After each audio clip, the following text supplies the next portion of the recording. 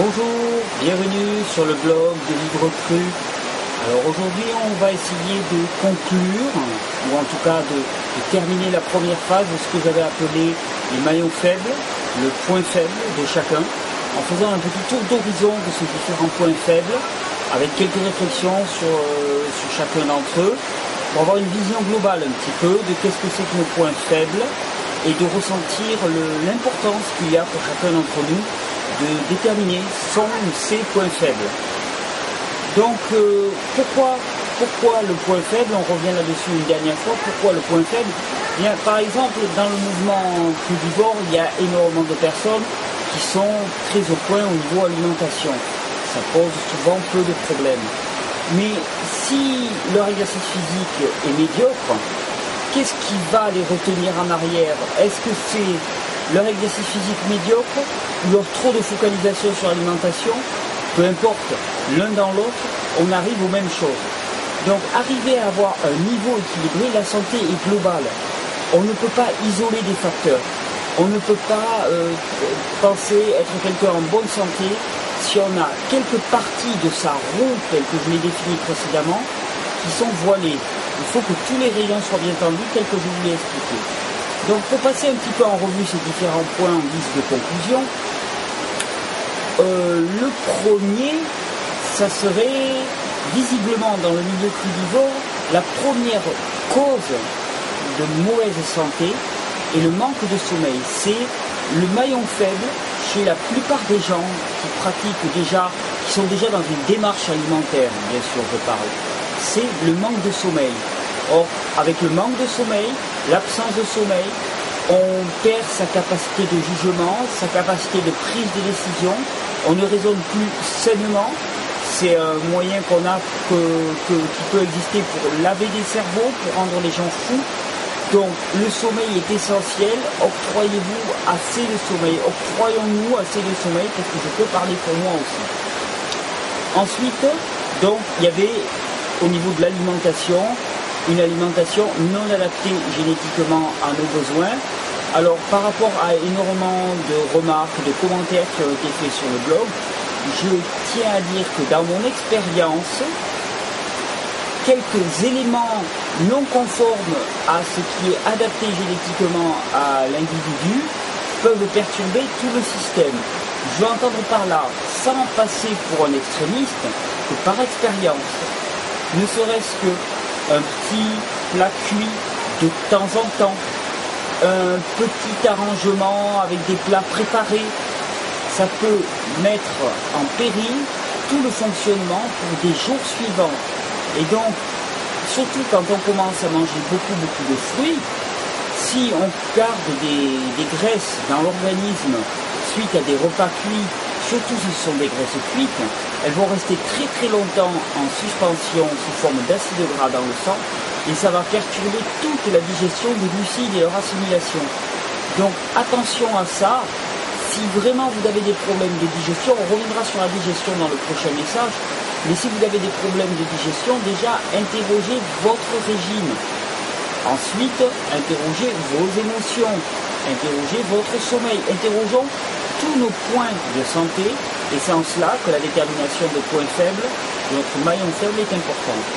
Donc, l'alimentation, le sommeil, on avait dit ensuite l'exercice physique, car l'exercice physique est nécessaire à l'individu. Toutes sortes de processus biologiques sont engendrés par le mouvement, des processus au niveau de la digestion, de la fabrication de tissus, d'os, et le fait aussi de faire une activité physique, ça permet d'augmenter sa ration calorique, parce que naturellement on a plus faim, et si on augmente sa ration calorique, on augmente la quantité d'aliments que l'on mange, donc on augmente la quantité de nutriments que l'on absorbe. C'est essentiel. Une personne qui a un régime à 1500 calories et qui bouge très peu, va consommer beaucoup moins et va absorber beaucoup moins de nutriments essentiels qu'une personne qui va consommer 3000 calories parce qu'elle a une activité physique qui lui demande cette dépense. Ensuite, on avait listé aussi la qualité de l'air. La qualité de l'air est essentielle. Quand on habite en ville, Je sais que c'est vraiment pas facile, mais ne serait-ce que quelques petits réflexes comme avoir des plantes chez soi, parce que ce sont les meilleurs épurateurs d'air qui soient, des plantes vertes, c'est un sacré bénéfice. Et puis éviter au maximum les endroits pollués et au besoin repenser son mode de vie sans faire des changements radicaux du jour au lendemain, mais repenser dans une vision peut-être à moyen terme ses choix de vie, ses options de vie. On se sent souvent enfermé dans des choix, mais c'est rarement le cas. On a l'alternative, il suffit de remettre en cause certains de nos paradigmes. Donc privilégier la qualité de l'air, choisir des endroits où l'air est de bonne qualité, et si pour l'instant on est un petit peu acculé à vivre dans un endroit pollué, pensez aux plantes vertes. Ensuite, il y a l'exposition au soleil. Alors, la fameuse issue de la vitamine D. Certaines personnes se plaignent d'être déficitaires en vitamine D. Alors, première chose, j'encourage tout le monde à ne pas se considérer a priori comme déficitaire, mais plutôt à tester réellement ces niveaux de vitamine D. Car il semblerait qu'il y ait beaucoup de personnes qui se voient prescrire des compléments sans avoir jamais été testés, simplement parce que leur âge les met en position d'être carencés. Je trouve ça assez risqué comme choix, d'autant plus que les compléments alimentaires qui peuvent être prescrits sont du genre l'huile de foie de morue. Alors à ce moment-là, ça a été déjà écrit dans le blog, mais je reprécise, l'huile de foie de poisson, un poisson qui est un prédateur final sur la chaîne alimentaire comme la morue, et il concentre énormément de polluants, avec les mers c'est extrêmement pollué actuellement. Et ensuite, la plupart de ces polluants sont liposolubles, c'est-à-dire qu'ils se dissolvent préférentiellement dans les graisses. Prendre une huile qui est un concentré de graisse d'un poisson qui est déjà un concentré de polluants, vous voyez où ça peut nous mener. Donc, vitamine D, d'abord tester, ensuite privilégier les recours naturels. Une demi-heure d'exposition au soleil par jour, n'importe qui devrait pouvoir y arriver, ou en tout cas aménager sa vie de manière à recevoir cette demi-heure d'exposition au soleil. Et une demi-heure d'exposition au soleil suffit à maintenir les niveaux de vitamine D. Ensuite, en dernier recours, il y a l'exposition à la lumière artificielle. Pour moi, c'est un moindre mal, même si ça reste très artificiel, que la consommation d'huile de foie de morue, de loin. Donc, je vous encourage à vous renseigner, à ne pas accepter les solutions toutes faites, à base de compléments alimentaires, surtout à base de poissons, et surtout d'essayer de s'octroyer cette quantité de lumière quotidienne. C'est un minimum pour la sécrétion de la vitamine D, mais c'est un minimum aussi pour l'humeur globale de l'individu. Nous avons besoin de lumière, nous avons besoin de soleil. Alors, ça ne se joue pas sur un jour près. S'il y a des jours où c'est pluvieux, c'est pas très important. Mais ce qui est important, c'est d'avoir un équilibre sur le mois, sur l'année, pour rétablir ce niveau de vitamine D. Ensuite, qu'est-ce qui peut poser problème? Eh bien, on avait pointé l'isolement. L'isolement, le manque de relations, le manque de sommeil et le manque de relations sont les deux causes premières d'échec pour les personnes qui sont en démarche alimentaire, plus particulièrement dans le crudivorisme, puisque je me suis intéressé à ça. Donc l'isolement social, ne pas être dans la position, c'est pas une question d'être capable, ne pas être dans la position de partager avec d'autres, ne pas être dans la position de témoigner les uns avec les autres, de se supporter, de se soutenir. Donc essayons de nous rejoindre, de nous retrouver de temps en temps.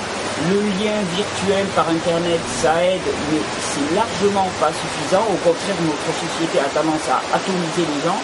Donc retrouvons-nous ainsi, mais aussi avec nos amis, même s'ils ne partagent pas exactement notre démarche, on peut faire en sorte qu'ils l'acceptent, qu'ils la comprennent, et en tant qu'amis, qu'ils soient même de nous écouter, même s'ils ne partagent pas nos choix. Pour moi, la vraie amitié, c'est d'être capable d'écouter l'autre, de lui dire « je comprends ton choix, je respecte ton choix, et je vais te soutenir, mais ce n'est pas le mien ». Pour moi, c'est la véritable amitié. Donc, arriver à se trouver des amis qui peuvent vous dire Je n'ai pas envie de manger cru, je n'ai pas envie de partir dans ta démarche alimentaire. Par contre, je salue ta démarche, je respecte la tienne et je suis heureux de te voir l'accomplir. Et donc, la dernière cause qu'on pourrait pointer, mais c'est plutôt une conséquence, je dirais. C'est l'absence de lien à soi-même, de lien intérieur. Mais c'est une conséquence de l'une des grosses absences des précédentes. Si on est surexcité par une alimentation inadaptée, les aliments cuits surexcitent l'organisme, mettent le système nerveux en état d'alerte. Ou si on est surfatigué, ou alors si on ne bouge pas physiquement, donc que notre corps ne reçoit pas sa dose d'exercice quotidien, eh bien le lien intérieur, la spiritualité ne se mettra pas en place. Nous ne serons pas disponibles pour cela. Donc, une fois que chacun a pu déterminer son maillon faible, son point faible, il s'agit de vraiment prendre conscience que c'est ce point qui nous retient. Et donc, ça vaut peut-être le coup de focaliser un peu plus sur ce point pendant un temps, au besoin, en laissant les autres un petit peu de côté, parce que de ce côté-là, on est très fort, ça va, on maîtrise, et de focaliser sur le point faible pour arriver, au final, à grandir, à croître et à équilibrer sa santé, puisque la santé, c'est quelque chose de global, et ce n'est pas quelque chose qui est séparé avec une santé physique, une santé spirituelle, un bon sommeil, une bonne digestion. Tout ceci est complètement connecté. Et si on va profondément dans chaque domaine, on va se rendre compte que le sommeil est déterminé par la qualité de la digestion, comme la qualité de la digestion est déterminée par le sommeil. Et ainsi de suite. Donc, surtout, ne pas considérer qu'il y a des points mineurs et des points majeurs. Il n'y a que des points majeurs. Et ces points majeurs, quand ils sont plus ou moins équilibrés, forment un individu en bonne santé. C'est ce que je nous souhaite à tous. Et donc à très bientôt sur le blog de Vivre Cru, où on commencera à s'intéresser à la digestion plus particulièrement, pour vous mettre en appétit, on va dire, les causes premières de la digestion. Donc je vous souhaite une très belle journée. Et pour conclure, je vais vous montrer quelques images que j'ai faites ce matin de deux petits macaques en train de s'épuyer. Je trouvais que c'était une belle illustration de ce que c'est que le lien à l'autre et l'empathie, prendre soin des autres. Voilà, je vous laisse rêver un petit peu devant ces images et à très bientôt sur le blog de Vivre Cru.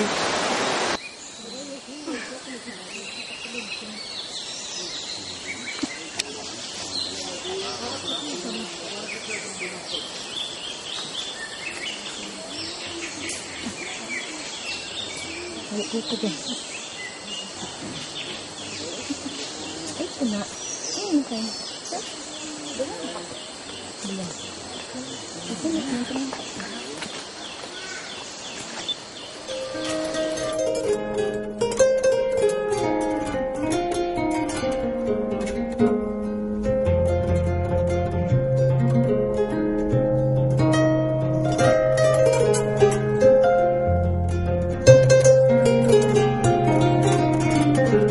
you.